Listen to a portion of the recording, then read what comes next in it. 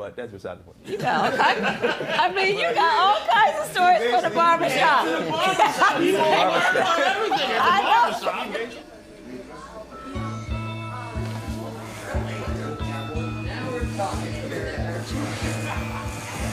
It sounds like somebody's pulling up.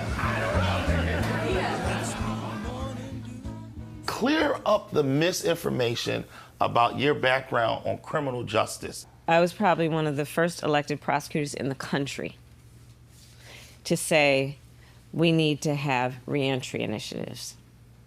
And I designed from scratch and wrote out a program that focused in particular on young men who are arrested for drug sales. My policy was that we were not going to jail people for simple marijuana. And by the way, right now, I believe we need to just actually legalize the whole thing, and that's part of my platform. For sure. Shakur over here is a dean of students, and he works with our young people every day. I'm from Philly, born and raised, uptown to be exact. I've been in education for 10 years. I started off as a teacher's assistant in a school in North Philly. Only 1% of teachers in public schools are black men. Yeah, for sure. 1%. The statistics are if a black child has a black teacher by the end of third grade, they're like 13% more likely to go to college. To succeed, wow. Yeah. But to go to college even. And you know, part of actually my focus and agenda is what we've got to do to create incentives, which really are not necessarily incentives in terms of the will, but also we don't pay teachers enough. Right. Student loan debt is an issue, you know, and thinking about how we create incentives to actually recruit and retain, because we know the benefit to overall society, Right. and in particular to our children. You know, the beauty of human nature also is that when you set a high bar and you give people the chance to reach it, especially starting with our children, they will go for it every time. Every time. Every single time. If you give a child from the beginning of their life all reinforcement that tells them they can be anything and do anything, and that they are loved and that they are special. I mean, that is one of the keys, I think, to what we can do for the children of our families, our community, right? I mean, I think about it, you know, I grew up at a time where, you know, Aretha was singing "You Are Young, Gifted, and Black." And every signal we received told us that. Right. Yeah. And, you know, we weren't particularly special, but everybody told us we was. Right. And we believed them. But what we were talking about is representation and why it matters. That's And right. Being able to see yourself as a heroic figure. Yeah, right. Everybody feels lonely. Everybody Yeah, that's feels true. like just That's things true. aren't going your way. And when you look around, the way that society is being constructed, the way that it's just everything is so against you. No matter who you are, you're gonna have to hit the same roadblocks in life. As a black man, you know, it was about 2 weeks ago you released your plan for black men. And first, let me say thank you for doing it. I loved it. But it's based on work I've been doing for years, by the way. Exactly. Right? Yeah. But a lot of times brothers don't feel seen. Yeah, but understandably. And so literally having a plan that says, black men, this is for you, Right. was extremely important. What we're seeing is getting more brothers to actually understand what's in the plan. But you also talked about other things. And I mean, I read the plan. I think it So, was 9 for pages. example, I to read your it all. point, I also know history to understand why people feel the way they do right now, and it's based on fact. You look at World War II, okay. The people who went to fight that war, who were predominantly men, went to go fight that war. They came back, and America called them the greatest generation because they did such an incredible job, and so many gave their lives for it. So the policy was, we should invest in the greatest generation. They've done so much for our country. And one of the things that we did as policy to create federal programs to help them, including giving an incredible infusion of resources into helping people buy homes, to become homeowners. Right. But of course, we still had, at that time, incredible racism within the institutions. Right. So in spite of a policy that was supposed to benefit everyone, which boosted a lot of people, our black servicemen did not benefit from that boost as much as others did. So you just look at these different moments in time, right?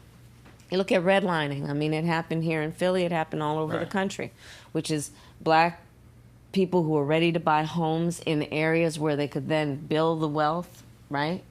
We're not allowed to buy in those places. And today, Black families are 40% less likely to own their homes than others, okay? Right. So part of my plan and policy is recognizing that, to give people a $25,000 down payment assistance if they're a first-time home buyer, which just helps people literally get their foot in the door. And then folks will save up. They'll do what they do to make the mortgage. Part of my plan is a $6,000 child tax credit for the first year of your child's life, because as we know, the vast majority of our parents, young fathers and mothers, want to parent their children well, but don't always have the resources to do it. Part of my plan is about dealing with Black men's health. I mean, we know the statistics. First of all, Black people are 60% more likely to be diagnosed with diabetes. When we talk about our men, like twice as likely to die from things like colon cancer and prostate cancer. I lost my wife last month to colon cancer. I know you did. So when you talk about colon I cancer, know you did. And I'm so sorry. I appreciate that. But the truth is, I lost my mother to colon cancer. you're so right. We have to utilize our platforms to make sure that people understand early screening, early detection. And for brothers, like, we'll come in the barbershop, we'll talk about everything else, but we won't talk about health care. Yeah. We won't talk about those things that could mean life or death. That's exactly So- right. And the so quality it's- of life, too. Yes. Right? I know and see and understand the dimensions of life that we are talking about when we talk about our men. And it's about home ownership. It's about being a business person. It's about having dreams. It's about having ambitions. It's about education. It's about health. And it's, yes, it is about the election, but it's more than that.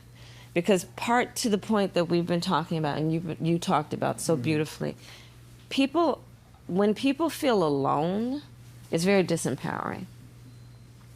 Right? When you feel it's like you against the world, it's very disempowering. And I want people to know that they are not alone. I tell people all the time, there's going to be a president, there's going to be members of Congress. Right. There are going to be governors, there's going to be members of the General Assembly, there are going to be mayors and city council. The question that we have to ask ourselves as Black men, are we going to have a say in who those people are going to be? That's exactly right. And when you don't vote, those folks still get elected. You just don't get to That's decide. exactly right. So I wrote with Cory Booker the George Floyd Justice and Policing Act when I was in the Senate. And there were a bunch of folks who did not want it to happen and worked against it. And we still need to pass the George Floyd Justice and Policing Act, okay? But they worked against it. And then those are the same people who will quietly suggest, see, you shouldn't vote because nothing happens when you do. Because there are forces that also trying to obstruct the good work. And here's the thing, though. If you don't vote, then you're not deciding who's in the positions of power to make decisions like, do we pass the George Floyd Justice and Policing Act? You see the vicious cycle? Right. Yeah. So you don't vote, and then you end up taking yourself out of the game.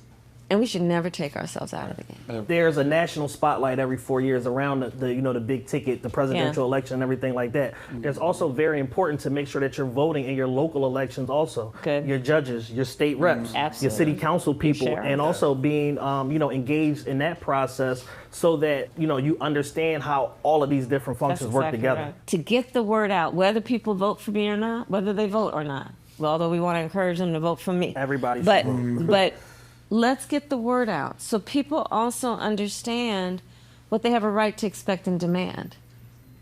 Because this is not about doing anybody a favor. It's literally the right thing to do. Period. Well, you survived. You survived the barbershop. I had no question about that. Were you worried? I know. I mean, I knew you was going to do it. I think you were worried. No, I wasn't. Were you all right? You were Harris. You were Harris. That's how we built. Let's thank the Vice President for hanging out with us a little bit. Thank you for letting me come into the barbershop. I know what a sacred space this is. I mean, it's so funny. I was going to say well, but this is where America's news gets told. No, for sure. Right? Like all the press were here. This is where America's news gets told.